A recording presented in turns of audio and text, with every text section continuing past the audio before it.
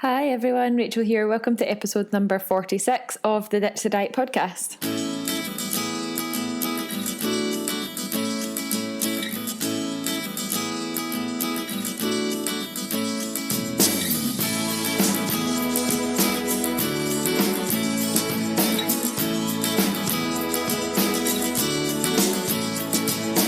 In today's episode, I am welcoming a really good friend of mine back to the podcast, Fiona Thomas of FionaLikesToBlog.com. Fiona and I have been friends for a very long time, and she was on the podcast back on the 13th of September 2017, so over a year ago, on episode number 4. If you haven't listened to that, go ahead and do that after this one. But we are here with an update on Fiona's progress over the past year, which is... words are not going to do this justice. Incredible.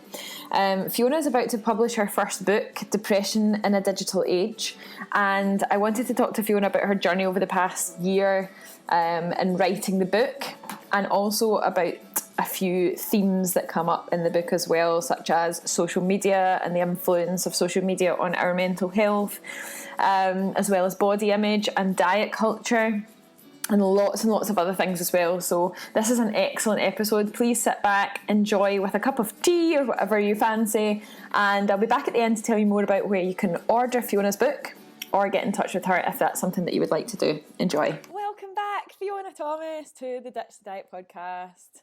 Good morning. Thank you for having me. No, thank you for joining me. So for those of you that are listening, Fiona was on the podcast on episode 2 or 3. So if you haven't met Fiona yet, go back and search for that episode to find out more about what Fiona does. But the reason that she's back is because 12 months has brought a huge amount of change for Fee, and I'm not going to spoil the story, so we'll start by saying what is so exciting about November for you, Fee? So in a few weeks, 2 weeks, my first book comes out on the 20th of November. It's called Depression in a Digital Age, The Highs and Lows of Perfectionism, and it's all about my mental breakdown. Oh, that sounds great. Yeah, well, it starts with my mental breakdown, and then basically it's generally a positive story. It's all about how when I was 26, had a nervous breakdown, was diagnosed with depression and anxiety, and just my journey ever since then, really basically kind of rebuilding my life through the help of social media and just meeting new people and writing about my experience, and just how that's been really cathartic, but also not without its problems. Yeah. So I thought we'd have a chat about your book towards the end of the episode, but before we do that, because there are so many new listeners to the podcast, especially recently, but certainly from this time last year, we could start by having a chat about what got you to where you are now. So can we talk about what happened to you when you were 26? Absolutely. And what you did before that and what changed? Sure. So I studied music at uni, and at uni found out I was not very musical. And then when I graduated, I just started working. I got a management job in a coffee shop, and from the ages 21 till about 26, I always worked in coffee shops in Glasgow. That was my thing. I was a manager, but basically I just couldn't really handle the stress. I'm really not. I work now on my own, so I'm not really good working in busy environments, but I didn't know that at the time, and it was quite a trigger for my moods, and that combined with a really stressful job, combined with a death in the family, and I think just at that age where you're trying to figure out what you're supposed to be doing with your life, and I was just burning the candle at both ends, and took on a lot of extra work. And then, I had a mental breakdown. Basically, just couldn't go on. Didn't really know what was wrong, so I went to the doctor, and they said I had stress. And after a week or so, I went back. They'd given me anxiety meds, and after a week or so, I went back, and I said things have got dramatically worse. Not that I was trying to be over dramatic, but things had changed really badly. And that's when they diagnosed me with depression. I had no idea that that was what they were going to diagnose me with. I just was so having like an out of body experience. I really didn't know what was going on. So that's how I got diagnosed. And so when you say that you felt like you were having an out of body experience, what were you feeling? Like, was it how would you describe how you felt at that point? So something that I talk about in the book is when I went to the doctor for help. I just had so much going on in my mind that I wrote a list of my symptoms, and I think it was then when I wrote them all out that I realised, yeah, this is quite bad. So I was just, feeling like overly emotional, like crying all the time, getting really frustrated and angry about things that I shouldn't be angry about, flying off the handle with people. At that point, I was a manager. And there's a funny story in the book about I screamed at someone because they asked me where the tomatoes were. Like, I properly lost it. I was just like, couldn't sleep, like loss of appetite, just no interest in doing anything at all, and not able to, because I was a manager, and I did quite a lot of multitasking and a lot of like conference calls and meetings and kind of stressful stuff. And when I looked at my to-do list for a couple of days in a row, I looked at my to-do list, and I just remember thinking, I don't think I can do all these things, even though I'd been doing them for years. And I just remember thinking, I don't think I can. One of them was to phone an order in, like for milk or something the next day. I just thought, I can't pick up that phone. And there was just a barrier there. And when I say like an out of body experience, like it was just kind of like you can see all the things that are happening to you, but I couldn't find a reason why. So I felt like I was separate from my symptoms, if that makes sense. And when I wrote them all down, I thought, yeah, like that does look quite bad, but in the back of my mind, I was always thinking, oh, I don't want to waste anyone's time. I don't want the doctor to think. I think that's why I wrote all the things down, because I thought I don't want them to think that I'm just exaggerating. So I thought I'll make sure I say everything that's happening. Oh, and I drove on the wrong side of the road. That was a big. Oh my goodness. That was a big red flag. I was learning to drive at the time, and I drove on the wrong side of the road. Pulled out of a junction onto the wrong side of the road, and the instructor had to pull over and just said, "What's wrong with you?" And I was like, I really don't know. Oh my god. It's all those alarm bells that start ringing, but you think you just don't know what it is. So what happened after that? So I got given, I think it was 2 weeks sick leave, and then from there on, I think just having the time off was when I had time to actually realise what was going on. So all the basically, I think up until then I had been experiencing burnout, but I didn't know what that was at that point. So I didn't really have any time to rest. So my adrenaline was just pumping all the time, because I was just working so much in a stressful environment and doing a lot of multitasking. It was during the time where like a lot of people had been laid off in my job, so I was doing like 3 people's job, including the department manager, guy who's in charge of like £1 million spending budgets and stuff, like just stuff that I should not have been doing, but I was too scared to say I don't want to do this. What was my point? What was I saying? We were talking about what happened after your dad got diagnosed. Yeah, so I think I had burnout. Yeah. Sorry, edit that out. It felt like burnout. So when I finally had time off, because I felt like I couldn't go into work, when I finally had time off, that was when all the feelings of depression really hit, and that's when I just all of a sudden felt really, really hopeless and sad and just so distressed, just like really, really negative, bad feelings. So it's difficult because I really needed the time off, but the longer I was off, it was almost like I was getting worse and worse and worse when I was off, but that's what I needed to go through. So I ended up being off for the best part of a year. And after, when I got to like the kind of 6 month point, that's when I decided to not go back to my old job, just because I just, something just changed, and I knew I wouldn't be able to go back and do all the day-to-day things that I used to do. I just lost all my confidence, just felt like that was a different person. Just thought, I don't know how I had that momentum. I just thought I'll never be able to go back to that momentum. And people don't know what you've gone through. So I thought people are going to be wondering, what am I doing? Like, why can I not do my job anymore? And I stand by that decision, because there's definitely no way. As nice as my employers were, I just wasn't capable of doing the job anymore. So I didn't go back, and then I was off work for about a year, and then I went back to just being a waitress, just a low responsibility job, and I did that from about 2014 up until last year.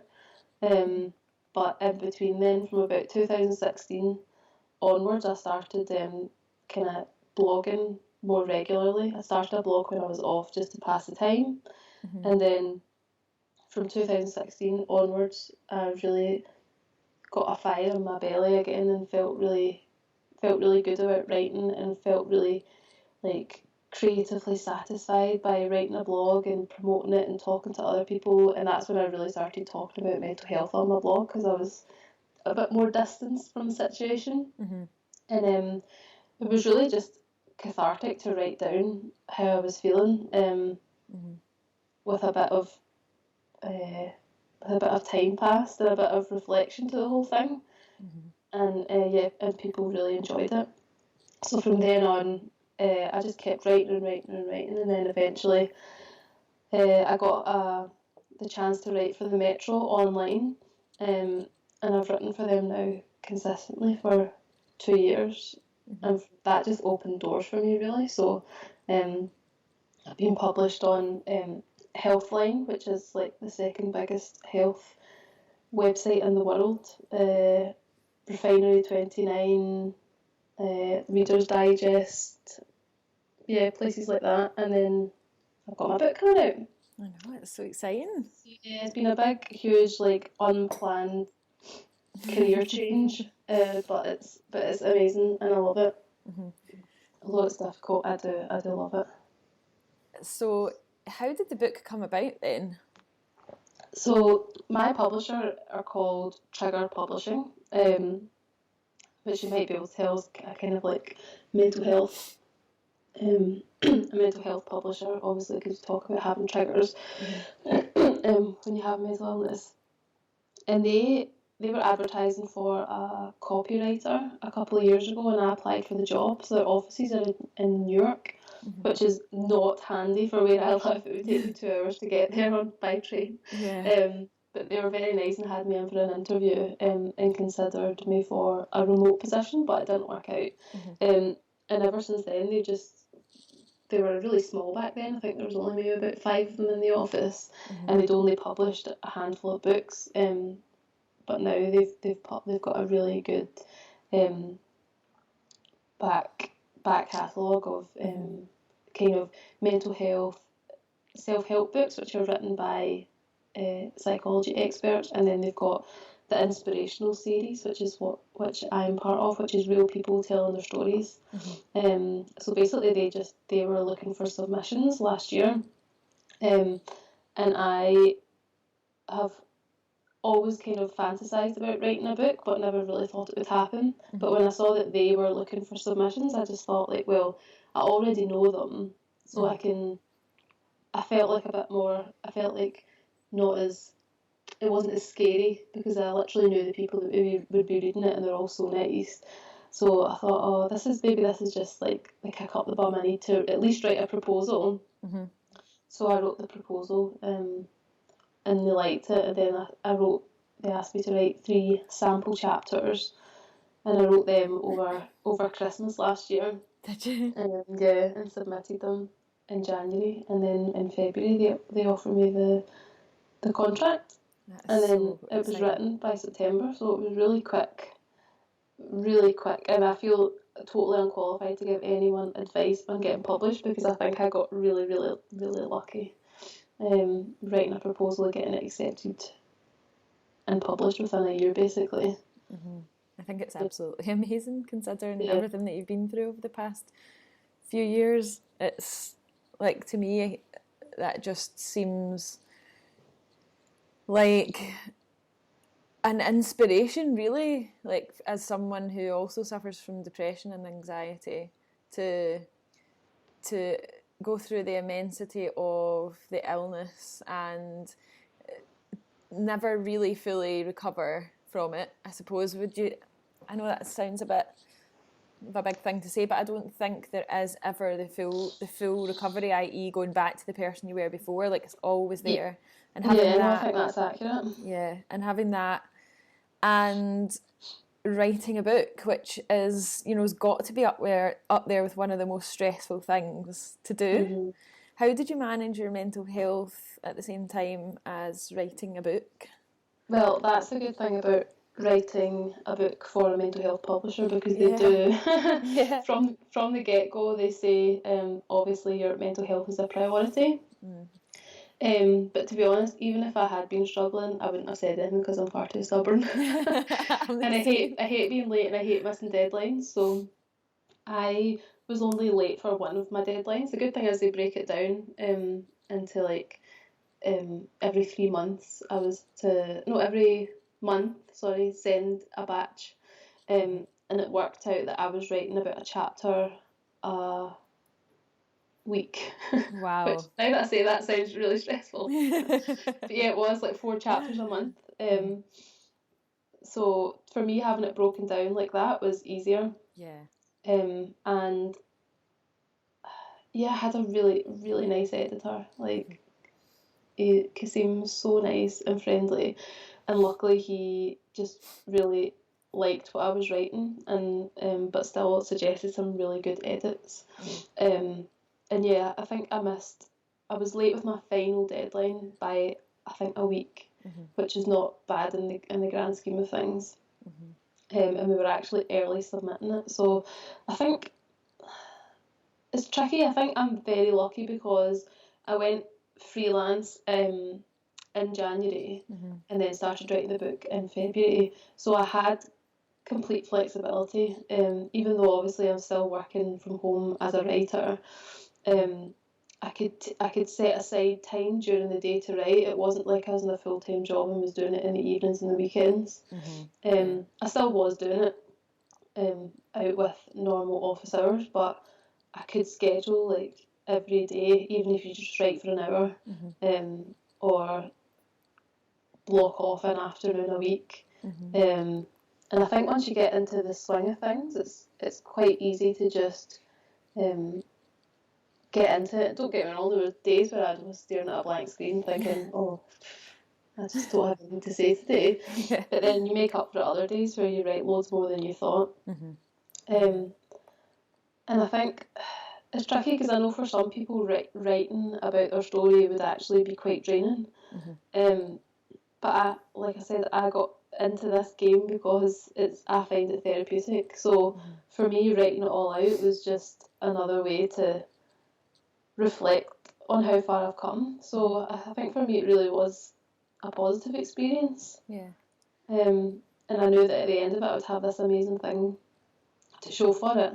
Exactly. So I really, maybe now, like, hindsight's a wonderful thing. Maybe looking back, I'm romanticising the year of writing the book. But really, the things that made it stressful was just because I had other things to do. The actual process of writing the book was really enjoyable. And I think planning writing the book really helped. So I had a breakdown of every chapter. I knew what I was going to talk about. So it wasn't just like meandering, telling the story from start to finish. So that really helped. And I definitely broke it up with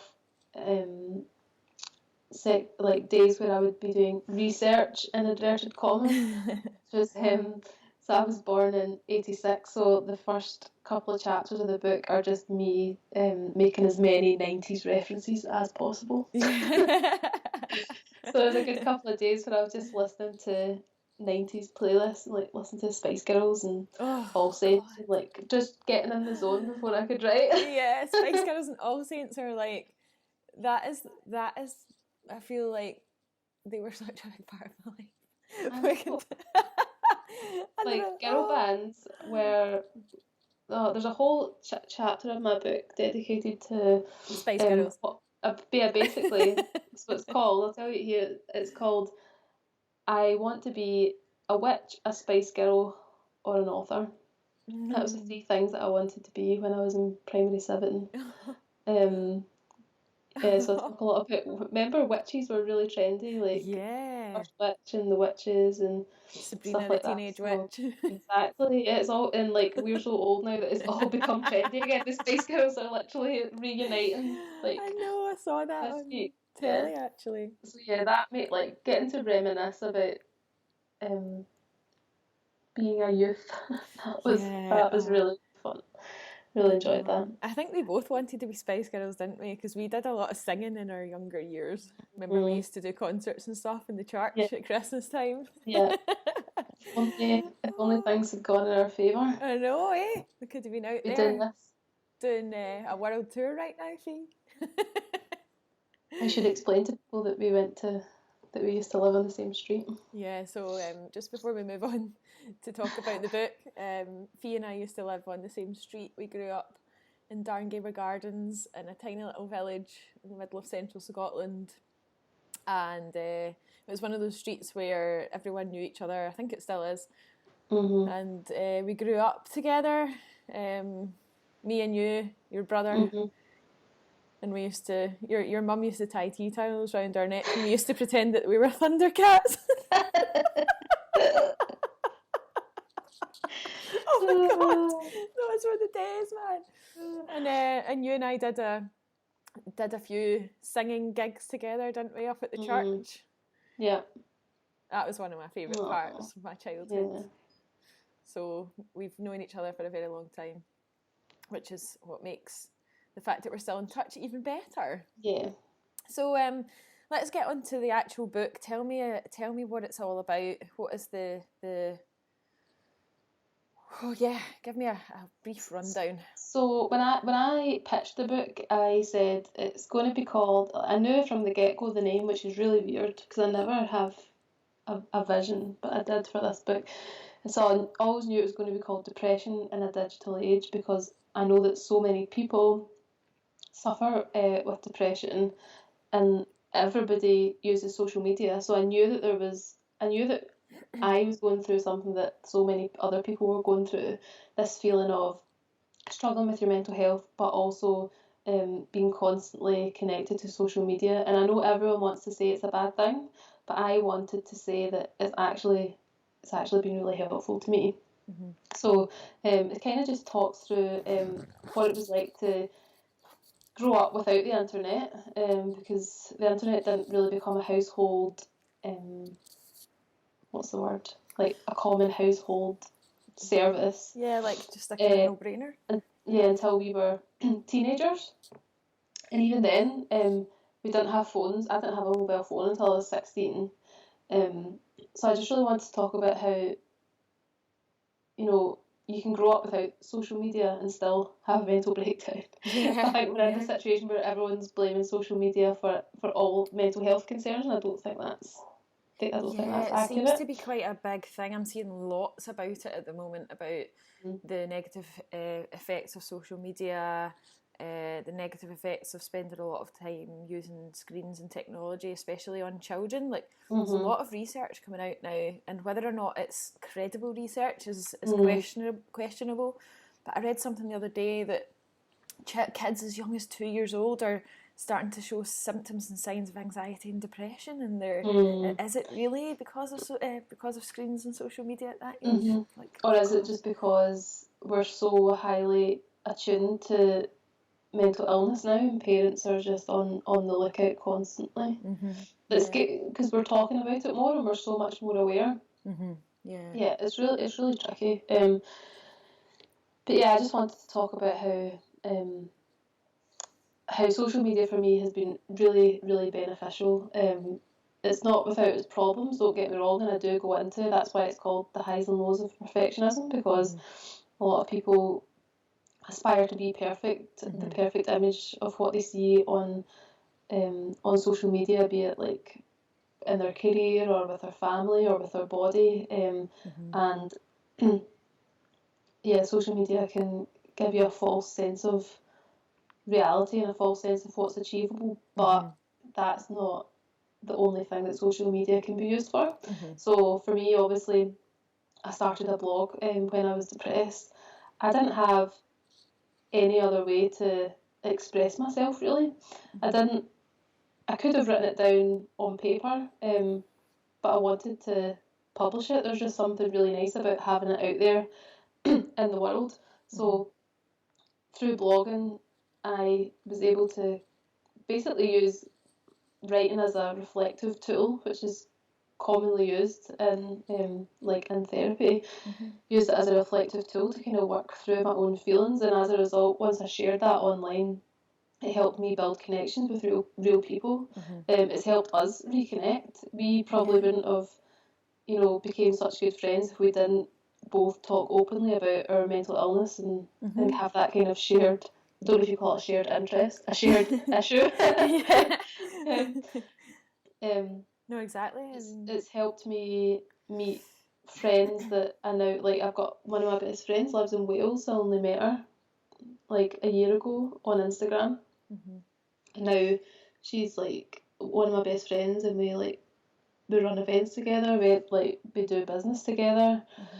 It's helped me set up a business, and I think the biggest thing for me, although it's helped me meet friends and talk to people and share my experience, it kind of just helped me rebuild my identity into who I really am, because up until age 26, when I had this breakdown, I thought I wanted to be this career woman, this business woman, have a really good job, have a perfect house, get married, and just earn a lot of money. But really, that wasn't who I wanted to be, but I didn't know that.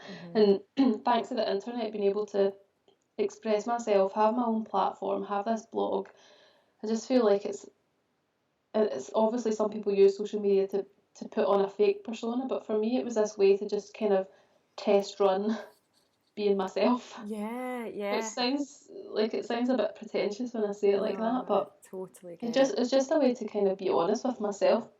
But because obviously nobody really reads your blog unless you share it with them, so I kind of did it for a few years and didn't show anybody what I was doing.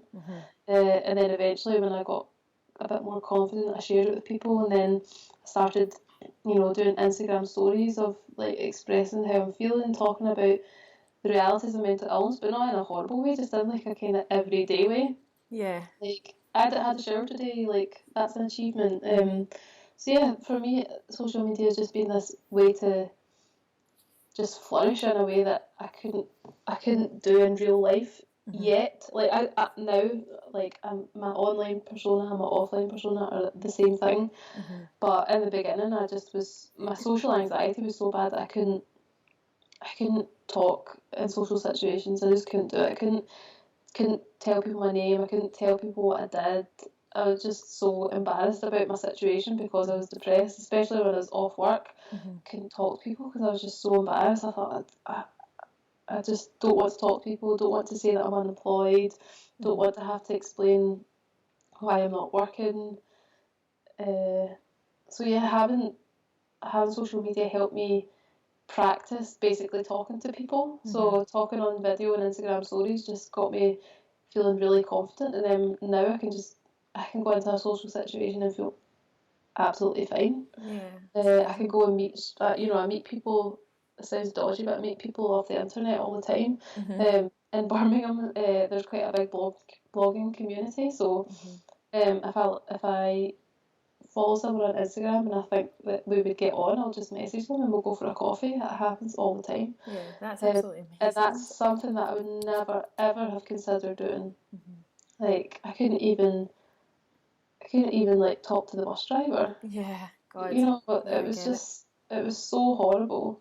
Not being able to talk socially to people. Yeah, I've been there, big time. So those are some of the positives of social media that have appeared as a result of everything that you've done up until now, and we'll come back to that because there are a lot more positives that even I will share with you as well. Let's talk about, I think I wanted to kind of cover and we briefly touched on it there, was the idea of the way that social media can portray perfectionism and the way that we look and what we do for a living, and body image, weight, all that kind of thing, because Instagram was a big problem for me, and now I use it completely differently. But just if we just go back about 5 years ago, Instagram, I used to follow a lot of people on Instagram that actually, looking back now, made me feel so bad about myself, that I wasn't good enough, that I had to do this, that and the next thing, certain things in order to be better. And I spent the best part of, I know it's not a huge amount of time in the grand scheme of things, but the best part of a year trying and failing to be someone that I'm really not at all. And I see this all the time when, in the realm of work that we do at the Ditch the Diet Academy, is that a lot of people come to me with a really, really skewed view of what is right and wrong, what is good and bad, what is how we should look, how we shouldn't look, and the whole diet culture thing that seems to be going round and round on, especially on places like Instagram, because Instagram is a visual platform. We're seeing very short snippets of people's lives, and often not, I think it's getting better now, but 4 or 5 years ago, Instagram was a place where you went to have a look at everybody's highlights, and you didn't see the fact that actually behind the scenes life is not actually as it seems. And that's why I try to be so real now on social media, especially in places like Instagram, is that people's lives on Instagram are not real, and basing your personal goals and thoughts on what should and shouldn't be done in your life, or how you should and shouldn't look, on the way that someone portrays themselves on Instagram, is a really unhealthy way to look at it. What are your thoughts on that? Is that something you cover? Yeah, I think, there's a good couple of chapters in my book about how I struggle with body image and just dieting, just being totally addicted to dieting. I think when I was off ill, the one thing that really kept me going was exercise. I had just kind of got into going to the gym a couple of months before I went off sick. So when I was off sick, I had all this spare time, and I actually just started going to the gym loads. Really enjoyed it for the hour I was there. It would boost my endorphins. I'd feel quite good. I'd end up going probably in the evening by the time I kind of drag myself out of bed. But yeah, I think I kind of got addicted to that high of exercising, and also addicted to the results, because I'd never exercised so much. So I started to lose weight, and then as time went on, as I got back to work and stuff, I felt like, I've kind of got things under control and feeling a bit better. But obviously, I was still feeling terrible about myself somehow, because I was insistent on doing crash diets all the time. That was when paleo was the big thing. Oh, yeah. So I was very one of those all or nothing, like clean eating kind of people. Oh, it makes me sick just to think the kind of things I used to tell people. I was too. Oh my god, sometimes when I look back I think, oh my god. I went on a big rant about sweet corn one night when I was with my friends. I was like, this isn't a vegetable. They were all laughing at me. Oh my god. I was like, I can't have sweet corn. And they were like, oh, this is a good diet you're on. But yeah, I got really, really slim, really fit, really toned, really physically at my peak, but I was still feeling mentally terrible. And it's hard to look back, because if you're losing weight and you're fit, everybody assumes that you're doing really well. So I think for me, as I was coming out of my depression, I think that was quite a good little cover up story for me. I managed to kind of pretend I was feeling okay for a long time, when I was coming out of the depression, but I was still really struggling with self-worth, self-esteem, body image. And yeah, that was when Instagram was getting really big. So I was following all the girls who were doing like bikini competitions and stuff like that. So everybody, all the people who, you know, will stop drinking water before they go on go a competition, and do intermittent fasting, all these like hacks that are fine if, you know, if you're doing that kind of competition, but they're not for the everyday person.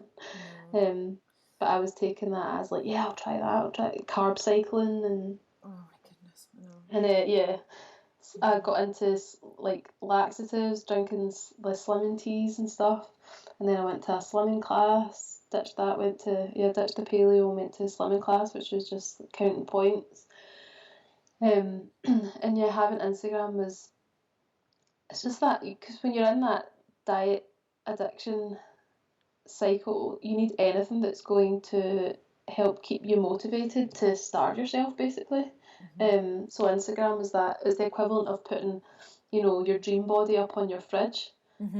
So it just means like every time you go into your phone, you'll see someone with a nice set of abs, or you'll see someone drinking a protein shake, or you'll see someone eating kale chips, or see someone with a really nice bum, or yeah, it's just like that thing to kind of, and I've been doing it on purpose, like, you know, I follow these people so that it makes me stick to my diet, and it makes me reach my goals. But like you say, a lot of these people don't look like that all the time. They look like that for that one photo where they're, you know, they're holding a pose and the lighting's just right. They've probably starved themselves for the 2 days before it, or they've just done loads of crunchies to make their abs look better. So yeah, I think I came to the realisation I just burnt myself out with dieting, and I just thought, I can't do this anymore. I can't use the mental capacity for this. I think it's when I started taking blogging more seriously that I realised that I was then using my brain creatively, and I was using it to come up with ideas and write and send out emails and pitch to magazines. And I thought, up until now, all that brain space has been used for counting points and planning meals and obsessing about how many steps I've done or how many calories I've burned. I thought I have to make a choice, because I don't have the brain power to focus on both these things. And that's when I thought, maybe I should just try accepting myself the way I am. And that started the journey of just trying to come to terms with what I look like just now. And would you say you've achieved that now? Where are you? It's not perfect, but you know, I'm probably the heaviest now that I've ever been, but I don't see that in the mirror, which is really strange. Because I'm heavier now than when I started the slimming class years and years ago, and I remember thinking, I'm really fat, this is really bad. And now when I look in the mirror, I know that I'm bigger than I used to be, but I don't really feel bad about it. And I don't feel amazing, but I don't think anybody ever feels. I think that's, again, social media tells us that we're supposed to love our body every moment of the day, and we're supposed to celebrate our bodies and, you know, strip off and take bikini pictures all the time. But actually, it's fine if you don't want to see yourself in a bikini. It's fine if you prefer the way you look in leggings and a jumper. Yeah, exactly. That's it. So yeah, I think that's called body neutral. People are calling it. You know, it's not body positive, it's just body neutral. So it's not forcing people to feel a certain way. It's just accept your body the way it is, and then move on and use your brain for something more important. I think I have like a little bit different views on body positivity, on the body positivity sort of movement. I think it's a great thing, but also it also kind of offended me in a little. I don't know if offended me is the right word, but to me, like being forced to look at a lot of people writing and sharing pictures and images and things on social media about you just have to accept things the way they are, like that annoyed me as well, because I thought, what if I want to change? You know, what if I intrinsically want to change in some way. Like, yeah, okay, like I'd rather someone said to me, be positive in the change rather than just sort of accept things as they are. Like, you don't have to change. Yeah, no, you don't have. I hope I'm not. This is not coming across the way it's in my brain. No, I know what you're trying to say, and Yeah. I absolutely agree. Because there is that thing of body positivity isn't an excuse to lie on the couch and eat donuts all day and get takeaway and never walk a day in your life. That's not what it should be about, but some people do take it to mean that. You can't get on the body positivity train and not learn to love yourself along the way. And I think you know deep down that lying on the couch all day and eating donuts isn't a way to love yourself. No, exactly. So it's about self-love and self-acceptance. It's not about glorifying a certain lifestyle. Yeah, and I think a lot of it is glorifying. You don't have to exercise, you don't have to eat well if you don't want to.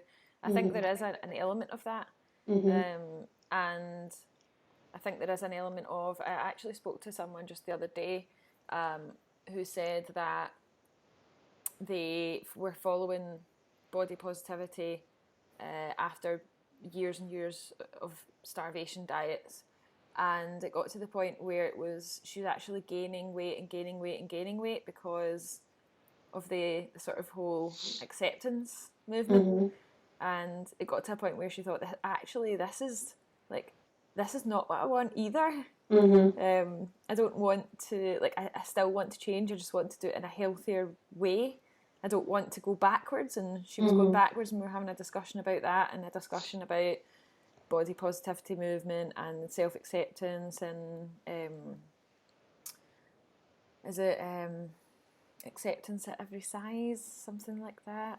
There's a certain word for it, but like inclusivity. Yeah, and learning to actually love yourself is a really tricky process, I think, sometimes. And there are, like you say, there's practical ways to do that, which could be incorporating exercise and more vegetables into your diet. Yeah, exactly. And being mindful of what you are putting in your body. Yeah, I think that is it. I've got a friend who's diabetic, and she really struggles with the body positivity movement because she has to track how many carbs she eats and things like that. She has to be really mindful of what she eats, and the whole, like, she really struggles because gaining weight for her is actually a good thing. But then she still has to track it and adjust what she eats accordingly. So she really struggles with it because she resents her body a lot of the time because of what it's put her through. So she's like, I'll never love my body because it's so bloody difficult. Yeah, I can't even imagine. So yeah, it's really like body positivity sometimes pretends to be inclusive, but it really is only accepting. It's really about just accepting people who are overweight. It's not necessarily about people in wheelchairs or people amputees. Like, it's all these things that people aren't included in it. Yeah, It's still a very diluted version of what it's supposed to be. Oh yeah, totally. And I think we've talked a lot about Instagram, but I think other forms of social media are similar in that we need to be really careful about what we see. We need to be careful about how we process what we see and the reality of that, and use it in a more positive way.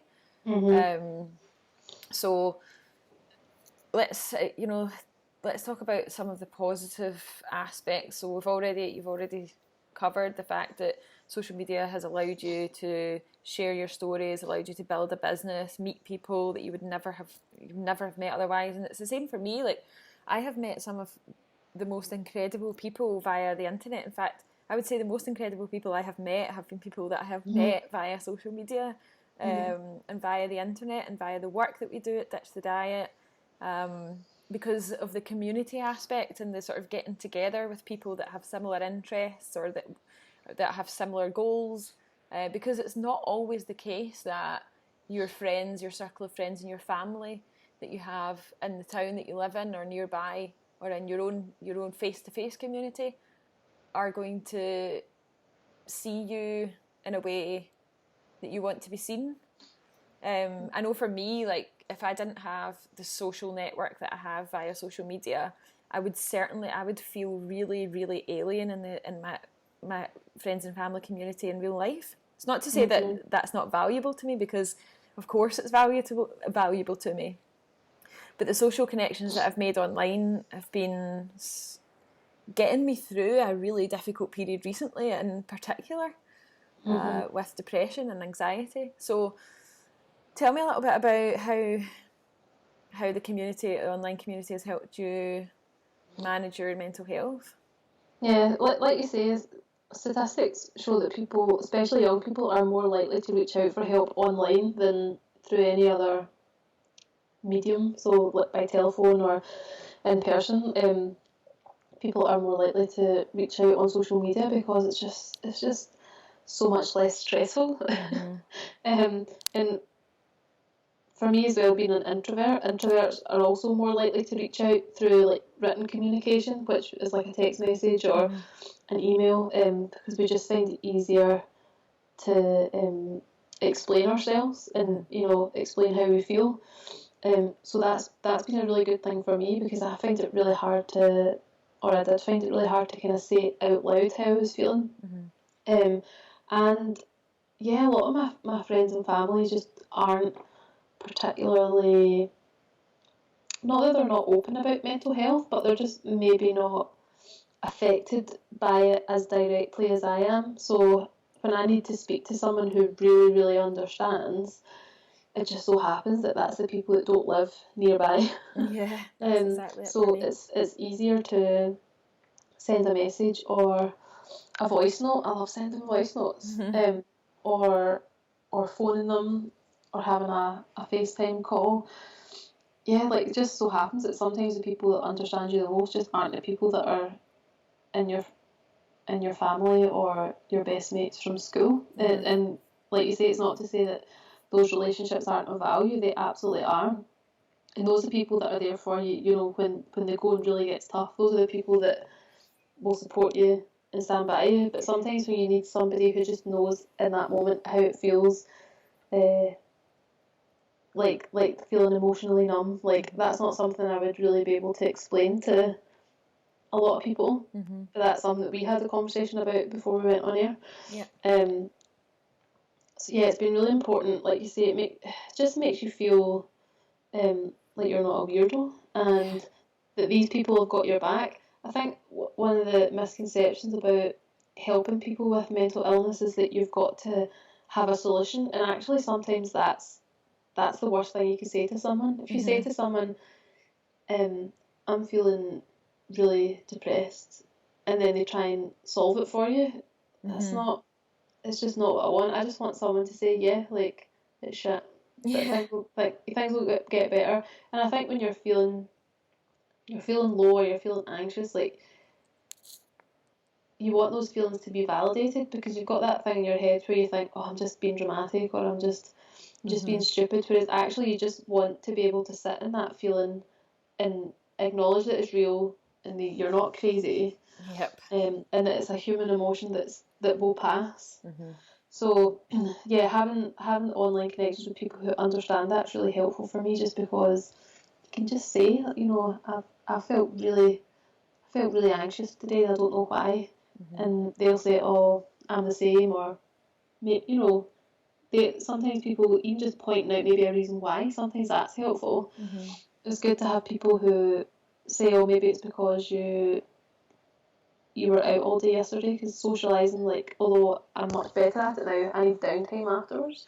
So maybe they'll say it's because you had 2 meetings yesterday, or because you were doing a speaking event yesterday, and it's helpful to have people that understand the nuances of mental illness, and they can point out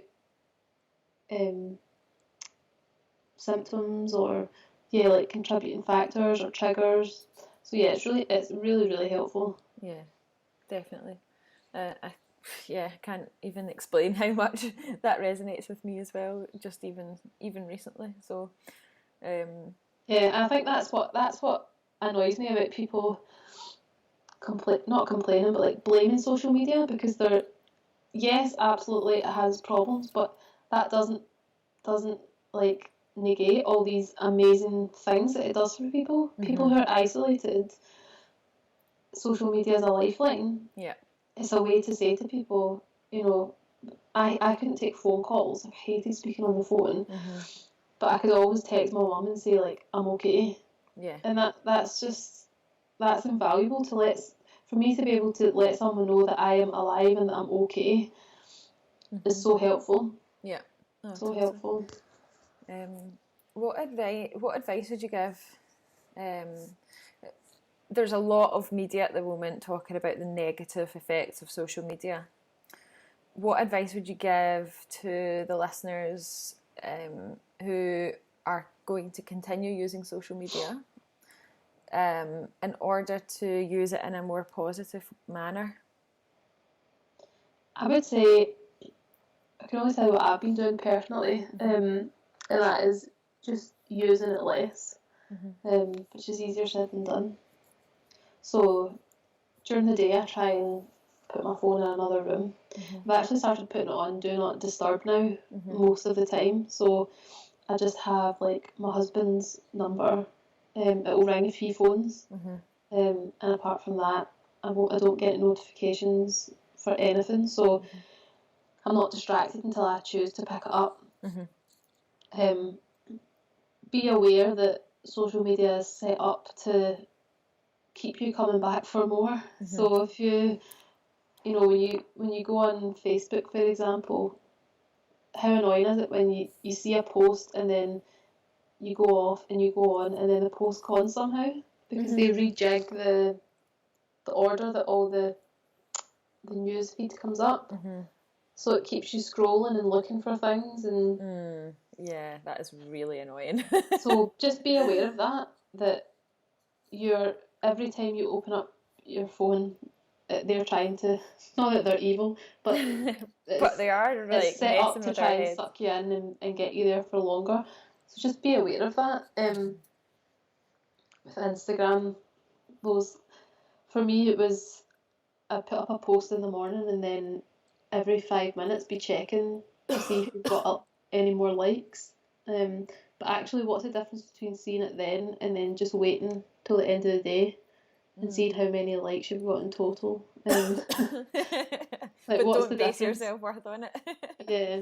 And yet, check in with yourself before you go on social media. Like, make a conscious effort to, every morning or every evening before you go on, think about how you're feeling, because if you're already feeling emotionally fragile, it's like opening a Pandora's box, because you don't know what you're going to find when you go on social media. How many times do you think you're feeling okay about your body, and then you see someone that you went to school with has lost like 3 stone, and then all of a sudden you feel terrible. You just don't know what you're going to see. So make sure that you're feeling kind of strong enough to deal with whatever you think you're going to see. And if you're feeling vulnerable, maybe don't go on. For me, a lot of it is centred around work, because I follow a lot of other writers and bloggers and kind of business owners. So sometimes if like yesterday I got a pitch rejected, if I had went online and saw that someone else had been published in the same place, like that would have set me off. So yeah, for me it's to do with a lot of like achievements and seeing how other people are achieving. Even sometimes I see people that are achieving things that I don't even want to achieve, and it makes me feel terrible. All of a sudden you want what everyone else has got when you didn't really want it in the first place. I know, I get that too. I think it's a bit like being in the online business space can make that quite a challenging thing.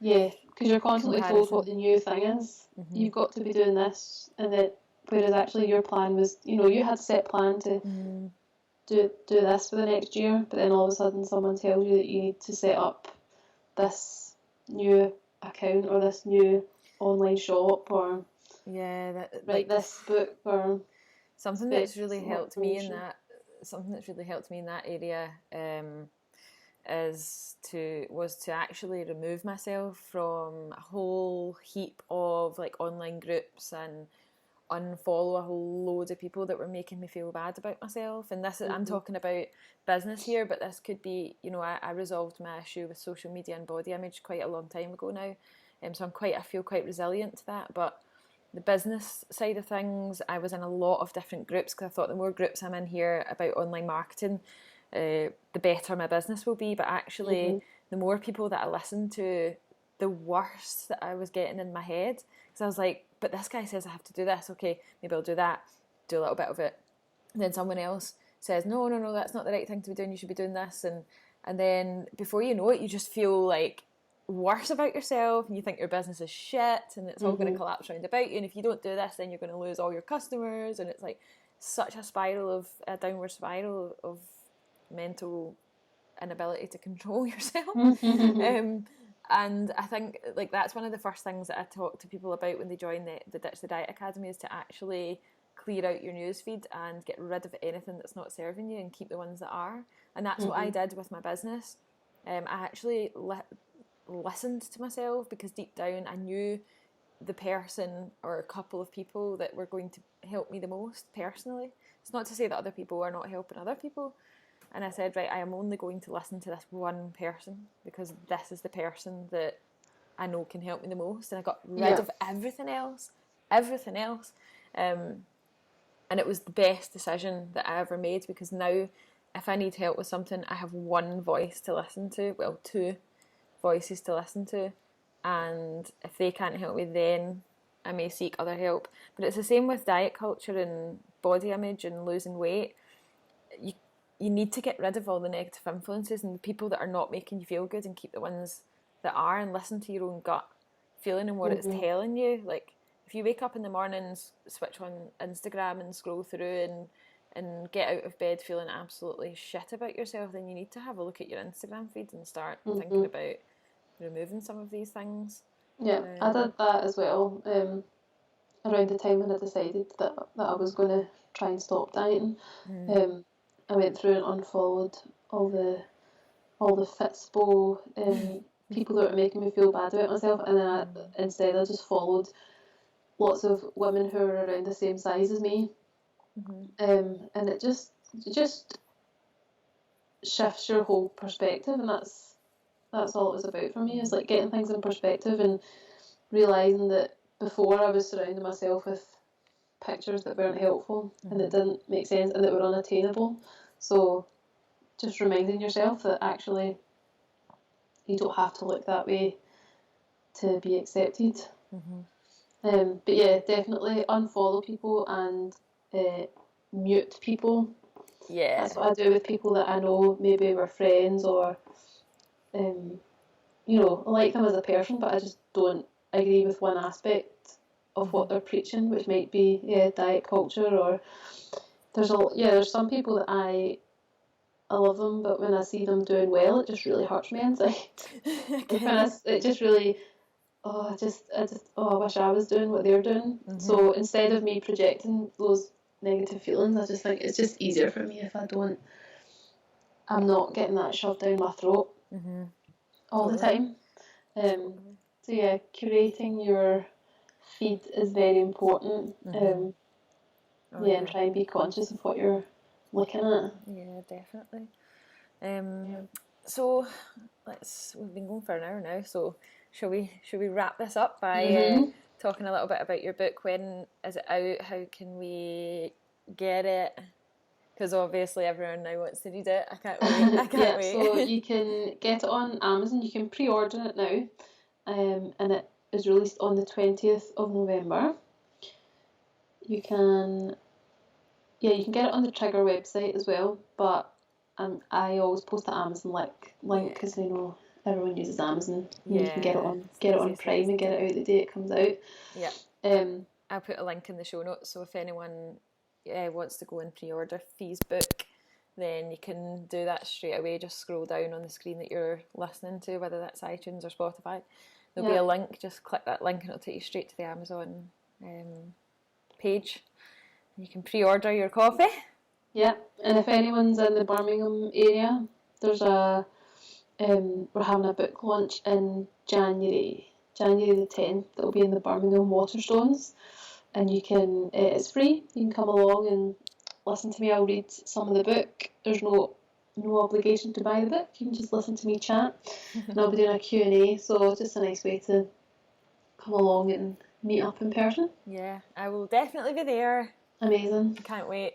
Right, it's been an absolute pleasure, Fee. Thank you so much for coming back and talking No to problems. us. Always a pleasure. I'm sure it won't be the last time. And I'll speak to you soon.